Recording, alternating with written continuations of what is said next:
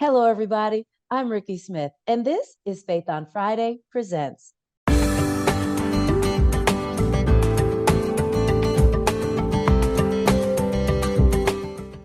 At Faith on Friday Presents, we're all about highlighting, inspiring people, engaging topics, and small businesses. And while you're here, don't forget to subscribe, like, and share this content with your network.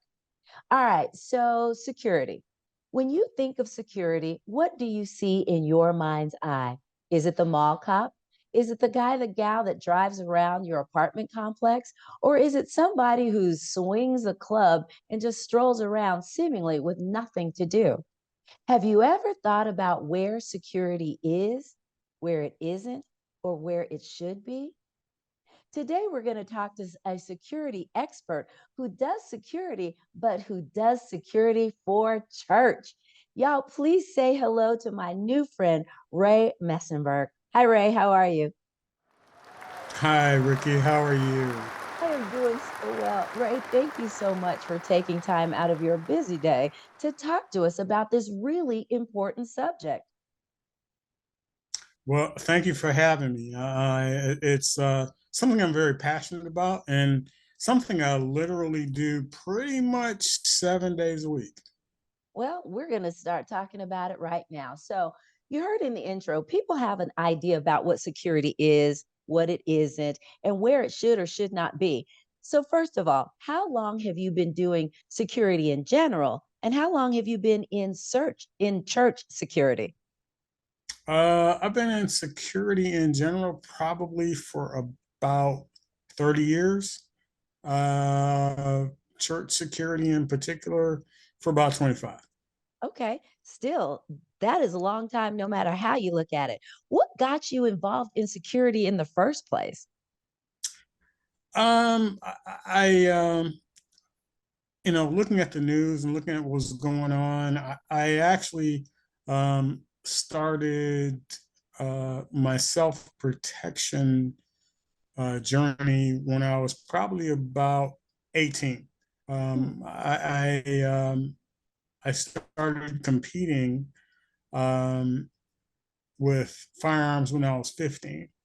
And when I was 18 and I left home, I went to college. I started noticing how much crime there was out there on the campus, and how many people were being victimized and how many women were being victimized and how many children were being victimized. And I wanted to do something about that. So what I did was, I did some research and I went out and I got some training, and it just kind of blossomed from there. Wow. But you said you were competing at 15. Yes. What were you doing at 15 that you were competing with firearms? I was on my high school rifle team when I was 15.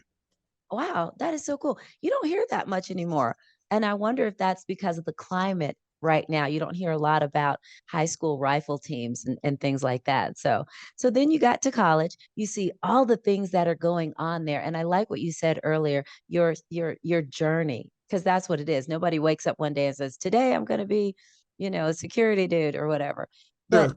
the journey got going. So when you realized that there was a need someplace in this security thing, and you said it was for your own protection at first, what then moved from there to I need to start protecting others? Well, I was when I went out and started college, I was living away from home. And when I came back home, I was concerned about my parents. I was concerned about my sister. I was concerned about my friends. And I wondered if they had, the same awareness of being able to protect themselves that I did. Yeah, and it's so And funny, a lot of people don't. a we, lot of we people just don't, don't think most people that. don't, Yeah, most we people. just don't think that. So we're going to jump ahead a little bit. So now you got this background, and then Jesus comes into your life. You find a church that you love, and you go in there. And what did you think that I'm going to start doing church security? What happened there? The short story is my current church, I joined about 6 years ago. Mhm. And my previous church, I was the vice president of the board of directors. I was the vice president of the usher team. I was the vice president of the men's group, pastoral care, and I wanted to volunteer. I wanted to do something, Mhm. and um, I looked out and I was given several options, and I said, security is something that there's only one guy on security, so Right. I want to help out there because I think that's where the most need is. Mm. Yeah, 100%. And so I'm going to tell all your little business right now, Ray. So full disclosure, Ray is security, if you will, personal security, not just only for his church, but also for award-winning singer, songwriter, and pastor Jay Moss. So those of you that know Jay Moss, you can understand the need for security. So Ray, talk to us a little bit about that. How is it? What do you do at the church for security? Because a lot of us go to church and we see, our one security guard or whatever. What is it about church security that is different, if you will, than security in the mall, per se? Well, first and foremost, I reinforce to my team all the time that the church is the place that's the welcoming place for the broken people. Mm. So we have to be church security. The security team has to be a ministry. We Oh, have that's to so good. minister, Mhm. and that ministry can be welcoming them in the parking lot. It can be talking to them in the church. It can be dealing with medical emergencies. It Right. can be guiding someone to the restroom. That's all part of that. Mhm. Um, in addition to that, people think of church security. I think what I hear people say is they think about guns and they think about mass shootings and things like that. Right. But I want to focus primarily on what types of issues come up. Well, we Mm. have trip and fall. We have, things out in the parking lot that happen that are disturbing to people. We have, first and foremost, above everything else, medical issues. Um, Yeah. you know, as a, you know, as a black church, and having African Americans, most people in church, they're older, they Mhm. have diabetes, they have high blood pressure, they have cholesterol issues. I probably have at least 3 medical emergencies a year at Wow. church. That's I, crazy. I happen to be a certified paramedic. I'm a paramedic instructor, and um, that's very common. That's Mhm. way more common than somebody coming into your church with a gun. Right. That's interesting Um, because a lot of people don't think that when you're talking about security, it's more than, like you said, just somebody showing up in the church ready to do harm to somebody. One of the things you said earlier was that there is a team of you all. It's not just you. You have a group of people. So when you're looking at this in a church as a ministry, what do you look at for someone who may want to be on the security team? um, are you asking what I look Yeah, yes, for a sir. member? Hmm. Um, first, firstly, I look for a person that's been a member for at least a year. Okay. So I don't want somebody that's just kind of passing through. Mm. I want some kind of indication that that person is committed to the ministry of Christ, Mhm. and that they're committed to their church. Right. Wow. Beyond that, we also do background checks Mhm. before someone can join our team. We do an extensive background check on that person. We also interview that person, and it's a team interview. I don't interview them personally. My team interviews them. Mhm. And if they go through all that, then we bring them on board. We assign them to a team member for probably a month. And then we rotate them through different assignments, and we give them training. Wow. So we do have required training for all of our security team members. And it's kind of divided between armed security and non-armed security. Okay, I'm going to stop you right So there really quick because it's the okay. armed security versus the unarmed security. So now you said you do training. Now, a lot of churches Yes. say they do training for their security, but I don't know if it's armed or unarmed. I'm not on the security team at my church neither. But what kind of certifications do you hold, Ray, first of all? And then what kind of training do you do for your team? Uh, well, let's see. My personal certifications, I'm a firearms instructor with the NRA, with United States Concealed Carry Association. I'm a training counselor, which means I'm certified to uh, train and certify instructors, firearms instructors. I'm a NRA law enforcement instructor.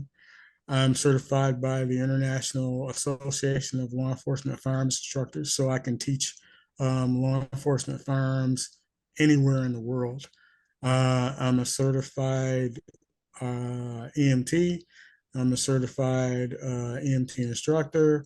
Um, Wow. So what you're saying is you pretty much got it covered, right? yeah, I also teach executive protection. I'm a certified executive protection specialist, which is what most people would think of as a bodyguard. I hate that term. Uh, Really? Why? We have such fond memories of the word bodyguard. well, Bodyguard, the movie Bodyguard, I love. That's like one of my favorite movies, Me and it is too. so true to life. Really? However, when most people think of bodyguards, they think of, you know, the big huge bodybuilder guy that's going to stand between the protectee and the public, and nothing could be further from the truth. Hmm. um, Wow. most most celebrities, most people, what they're looking for is they're looking for a smart person, Hmm. they're looking for a trained person, they're looking for a certified person that will de-escalate before escalation. That right there is worth the price of admission, the de-escalation. I think a lot of people watching this may say that may be what we're missing in a lot of areas.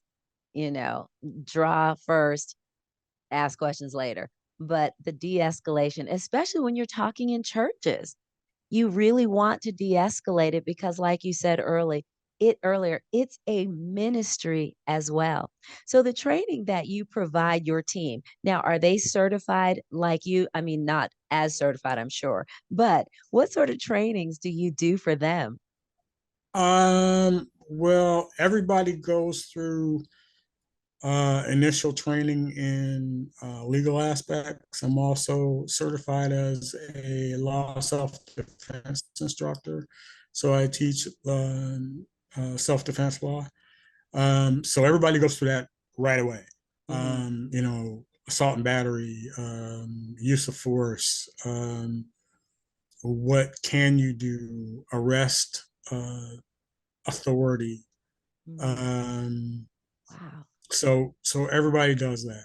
Hmm. Um, we also go through training in evacuation. Mm. So how do we evacuate in an emergency, during a mass shooting, uh, during a uh, utility failure, things like that. We go through, everybody gets cross trained in how to do executive protection with the pastor, the pastor's wife, the pastor's family. Hmm. Um, Firearms training is separate. All right, I would guess So, so. in order to carry a firearm in our church, what's required is you have to have approval of myself. You have to also have approval of the pastor. We also require our people that carry firearms to pass the air marshal qualification every 6 months. Every 6 months. So My every gosh. 6 months. Right, that is so much stuff. And I'm sure that there are folks listening and watching who are in churches who have security teams who they either don't know that this is out there or there's no way their churches are doing this much training type deal. So, right now, do you train other church security teams as well? At least once a month. At least once a month. Really? So And people can reach out to you and then you will do their training. Where are you located, Ray, by the way? I live in Detroit, but we can do like I have a intro to church security class that I can do on Zoom or Google Meet or online that does not require physical participation. I also have a 4 hour class for church leaders, for like pastors and ministers, that gives them an introduction to what church security is all about. Man, that is such good information. Ray, if someone wanted to reach out about your classes or even just further this conversation, what's the best place for them to reach you? The best way to reach me is by email. That email comes directly to my phone.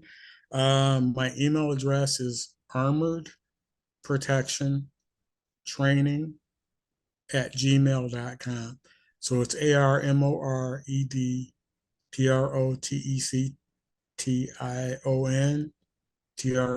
ARMOREDPROTECTION Mhm. at gmail.com. Great. Don't worry. If you all did not get all that down, all of his contact information and that really long email address is going to be in the description below. And don't forget, you all, while you're here, subscribe, like, and share this content with your network. Who knows? Someone may need to know about this church security option. Ray, my friend, before I let you go, we need to play a game. Okay, so this game is called This or That. It's pretty simple. I'm going to give you the choice of two or three things, and you just tell me which one you like the best. Are you ready Okay, to play, sir? I'm ready. Let's do this.